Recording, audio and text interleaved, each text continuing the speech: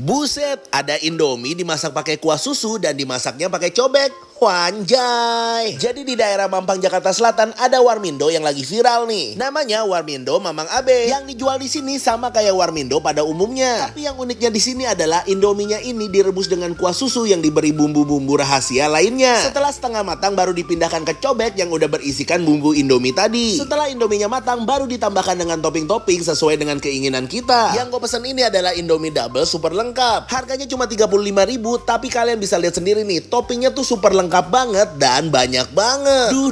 Ngelihatnya aja udah bikin ngiler banget ya. Ini baru mantep, porsinya banyak tapi harganya murah. Pantes aja dalam satu harinya Warmindo ini bisa menjual 200 sampai 250 porsi loh. Dan pas gue cobain, gue pikir bakalan enek, tapi ternyata enggak. Indominya tuh ternyata nggak lembek, rasa pedas dan gurihnya itu pas dan creamy dari telurnya juga bikin tambah nikmat. Yang penasaran langsung aja mampir, rasanya mantap.